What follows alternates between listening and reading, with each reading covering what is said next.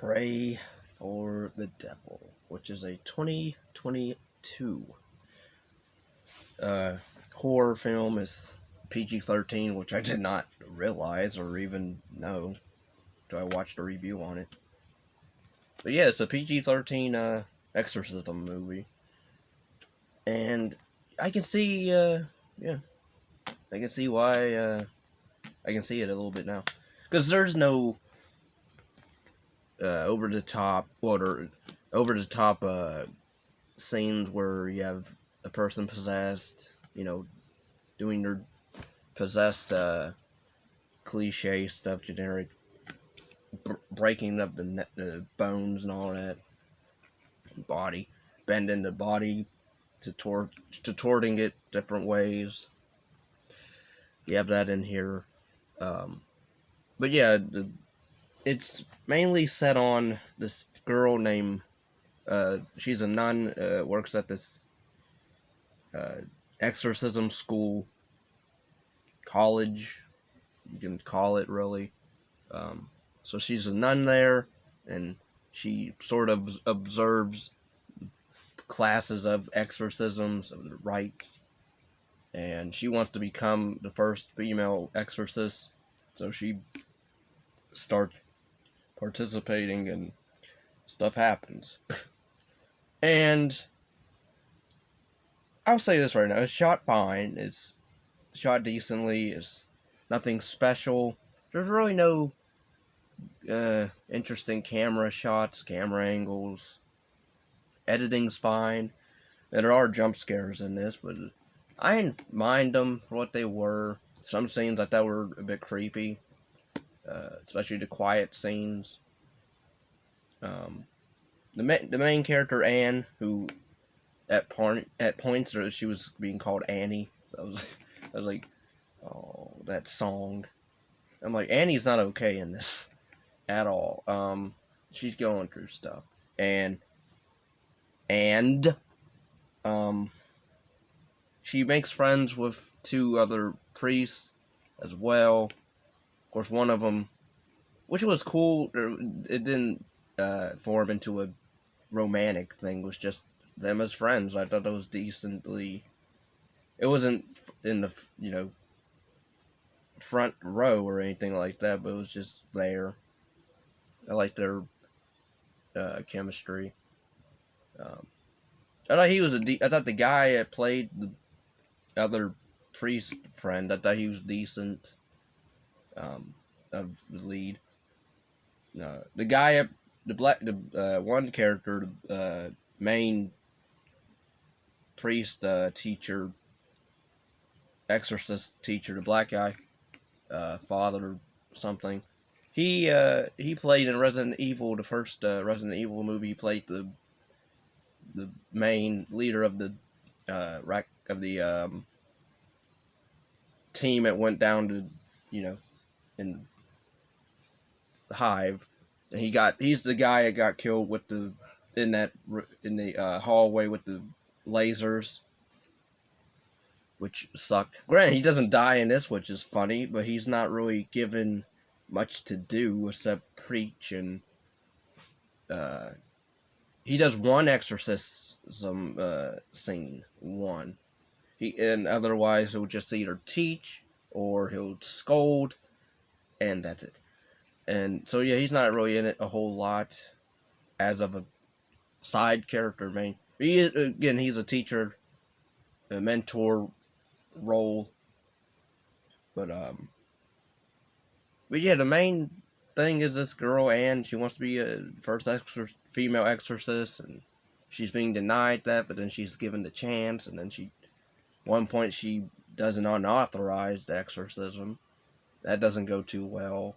So then she's blamed for that, and of course we get backstory on characters. Even her backstory we get at the very beginning, but then her other backstory more to her, which I didn't really care for that twist. I wouldn't have minded if they didn't they don't really explore that as much. Really, they just, oh, this is what she's all about, or this is what happened to a person that she knew, and she has to save that person. um, Now, but yeah, that twist with her, I would just say as a teenager, I didn't care for.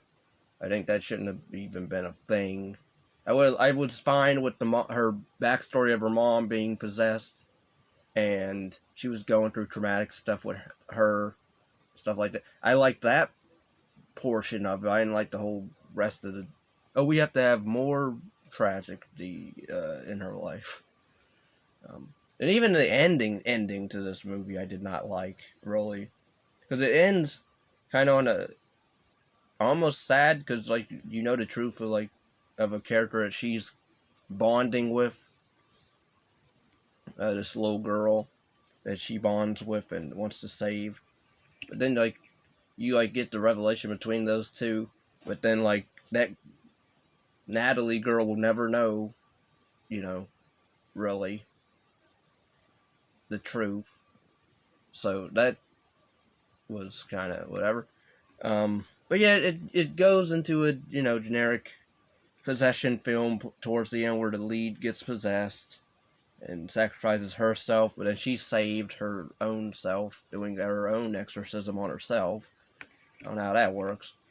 Um, Also, I did like some of the stuff with her towards that in that climax where you hear voices, but you hear like her mom's voice, like not cheering for her, but like comforting her. And I'm a sucker for sentimental stuff like that in movies where you have a loved one or whatever, and they help them overcome the evil that's being done to them. I like that in some movies. I don't mind that.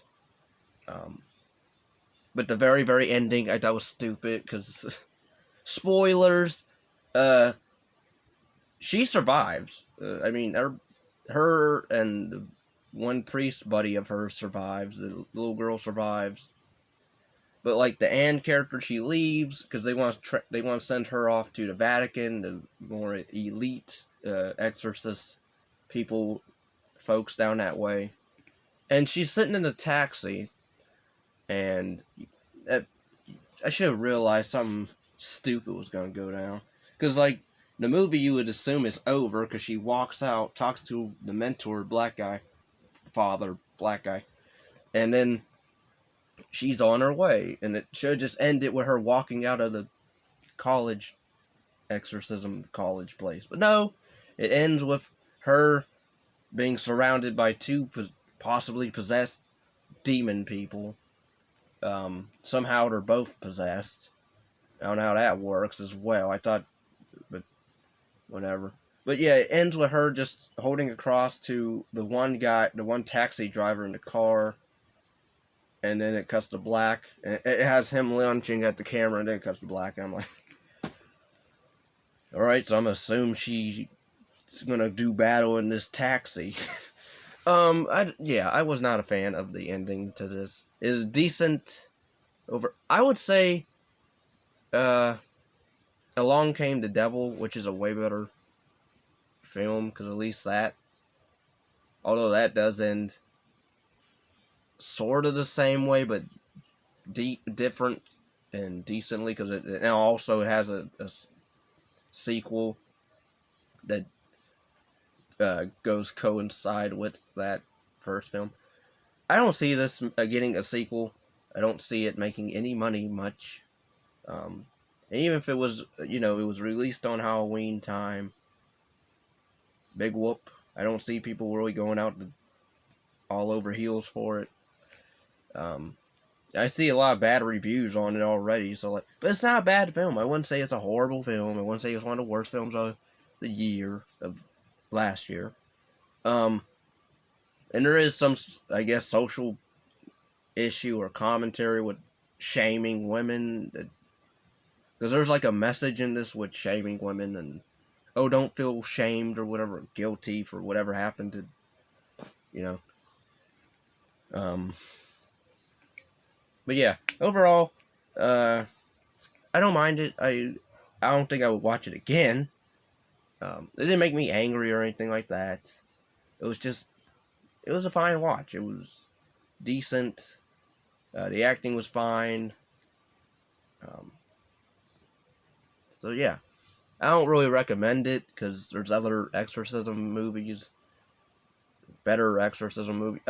Exorcism of Emily Rose, I think, is a way better film. Um, Other ones I can't really remember. I can't name off the top of my head, but uh, The Haunting of Harley Rose, I think, or no, not Rose. Harley, I forget. That movie's better than this. There's other ones that are better. Again, Along Came the Devil 1 is better than this. But again, I didn't mind the lead character in this. I thought she was decent, a decent person, trying to do right by folks. Um, and you do feel bad for her at the very beginning of this. But yeah, thanks for watching. Take care and peace and love.